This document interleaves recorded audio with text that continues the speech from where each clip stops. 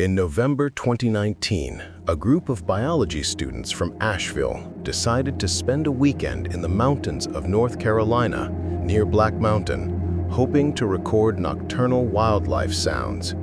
Among them was Ethan Clark, who carried a Sony night vision camera. What he filmed that night was never fully recovered, but part of the audio survived, and that alone was enough to chill the blood of everyone who heard it. Ethan and his group camped near a creek, far from any road. The first few hours passed normally, the sound of crickets, branches snapping in the distance, and owls calling to each other. Around 2 a.m., Ethan turned on the camera and began recording the forest sounds. On the tape, the whisper of the wind can be heard, and then something else, a deep, drawn-out moan, impossible to attribute to any known animal.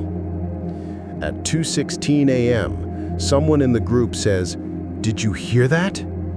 The camera slowly turns toward a clearing where two glowing eyes can be seen in the darkness, motionless, no more than 20 meters away. Ethan's breathing quickens. He steps closer, and the infrared light outlines a massive silhouette, covered in dark hair, walking upright, like a man, but broader, slower, with a heavy breath, audible even over the wind. Suddenly, the sound cuts off. There are running footsteps, shouts, and the sharp thud of the camera hitting the ground. The recording ends there. Local police found the camera 3 days later in the same clearing, several meters from the destroyed campsite. There were no signs of a struggle, nor of Ethan's 3 companions, only a huge footprint left in the mud, nearly 40 centimeters long. Ethan was found a week after the incident, barefoot, covered in mud, and in shock, unable to speak. When he finally did weeks later, he repeated a single sentence. "It wasn't an animal. It was watching us from the beginning." The video fragment was analyzed by experts at the University of North Carolina who confirmed there was no digital manipulation or signs of fabrication. The material was confiscated by authorities and never released in full. Today, the residents of Black Mountain avoid speaking of the case. Some claim that on moonless nights, you can still hear the same moaning sounds Ethan recorded that dawn. Others say he returns to the forest every autumn, searching for something he lost in that recording. No one knows exactly what he saw, but the silence in his eyes says more than any footage ever could. My name is Thomas Baldwin, and I've spent 20 years investigating disappearances in national parks across the United States. Most of them have simple explanations: accidents, getting lost, animal attacks, but there are cases that don't fit into any category. One of them took place in Pisgah National Forest, North Carolina, in 2015. I still can't close it. The missing man was Mark Holloway, 42 years old, an experienced mountaineer. He went out alone to explore an off-trail area marked as restricted zone due to old landslides. His wife reported him missing after 48 hours. When I arrived, the search had already been going on for 3 days, with dogs and helicopters. There were no signs, no clothing, no gear, no tracks. What caught my attention was the testimony of Bill Harmon, a farmer who lives near the forest's edge. He said that the night before Mark disappeared, he heard human screams coming from the valley, followed by a deep, low roar, impossible to identify. Bill swore it wasn't a bear. He described it as something that breathed like a bull, but walked like a man. I wrote down his words, though I didn't include them in the official report. 3 days later, we found Holloway's tent. It was intact, but there were no fresh tracks around it. Inside were his backpack, flashlight, and food still sealed. About 20 meters away, the soil was compressed, as if something massive had passed through. In the mud, we found a single footprint, about 43 centimeters long, human in shape, but bare. I took soil samples for analysis. The pressure data indicated a weight exceeding 250 kilograms. The lab report came back incomplete. The photos of the footprints were missing. When I asked about it, they told me the images were transferred for internal review. I never got them back. I spoke with more locals.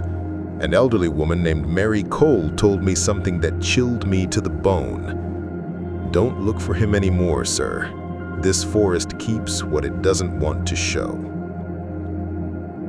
The following weeks were a mix of silence and bureaucracy. The case was officially closed as an accidental disappearance. But 6 months later, a hiker found a single boot in a ravine, 15 kilometers from the site. Inside were compression marks, as if something had crushed it with tremendous force. We never found the body. In my personal notes, I wrote, "Something moves in Pisgah at night. It leaves no trace, only absences." Curiously, ever since then, every year, almost on the same date, rangers report unexplained sounds in that same area, knocks, moans, and vibrations in the ground. I'm retired now, but sometimes they still call me for advice. I always tell them the same thing. If you ever hear the forest breathing, don't follow it. I've never been the type to scare easily. I've worked as a hiking guide in Pisgah National Forest for over 10 years, and I know every trail like the back of my hand. But that October night, while searching for a missing hiker, I learned what true fear is. The kind that makes you doubt everything you thought you knew about the forest. The missing man was Aaron Pierce, a photographer from Tennessee. He had come alone, hoping to capture images of the sunrise from the high ridges. His car was found parked at the side of the road, but there was no sign of him. The search began at 6 in the evening, just as the light was fading. I followed the marks of his boots through the damp mud. The fog was descending between the trees, thick and low. About 3 kilometers from the starting point, the footprints stopped. What struck me as strange was that the ground around them was disturbed, as if something heavy had been dragged there.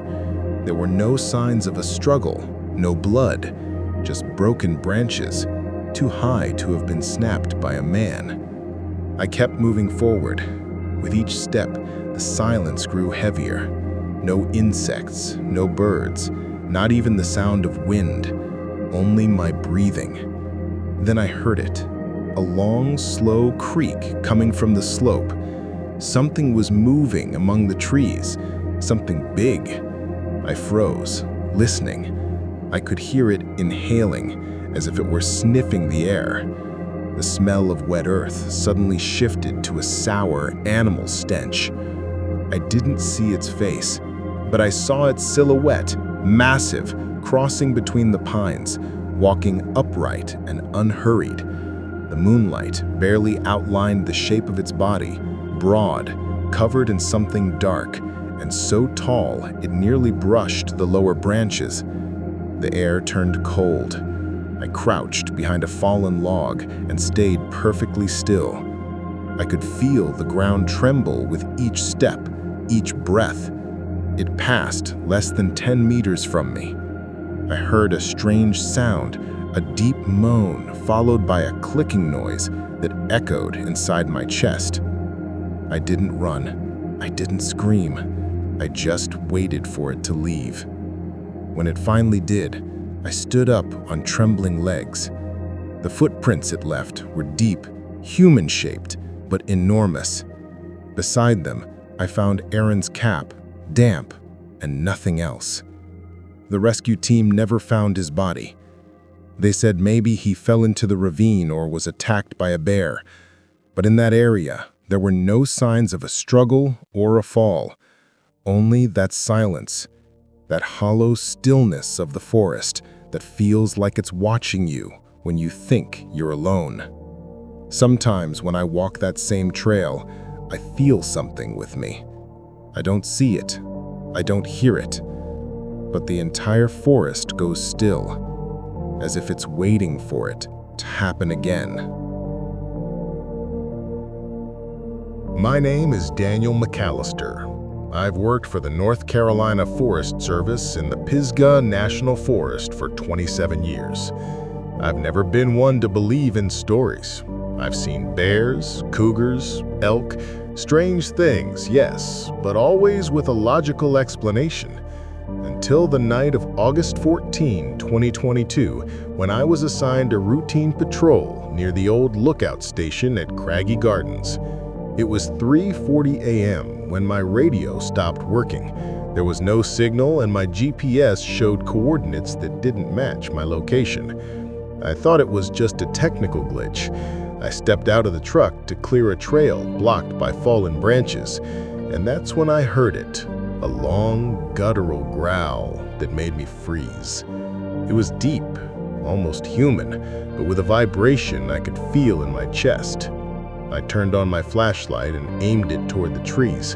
About 30 meters away, through the fog, I saw a massive figure standing still. It was over 2 meters tall, broad-shouldered, and I could see its breath in the cold air. I thought it might be a black bear, until it straightened completely and turned its head toward me. What I saw made my blood run cold. Its face wasn't that of a wild animal. It was something in between, with an expression that seemed aware. I took a step back, and at that moment, my body camera activated automatically, protocol for rangers. The footage lasted 28 seconds, slow, heavy movements, as if that thing was walking along the trail's edge, never taking its eyes off me. It didn't run, it just moved away, fading into the trees. The next morning, I handed the footage to my supervisor. The video was analyzed and labeled inconclusive. In the official report, it was filed under code NC7-BF, which I later discovered meant Bigfoot file. No one at the office would admit it, but the file exists. 3 weeks later, a team from the Department of Natural Resources arrived unannounced. They ordered us not to talk about the incident and confiscated the camera. I still patrol the same forest, but since that night, every time the wind blows through the pines, I hear that growl again, deep and slow, as if it knows I'm there.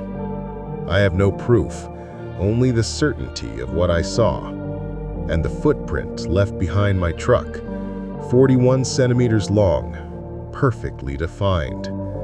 I've never seen another one like it, and I don't ever want to.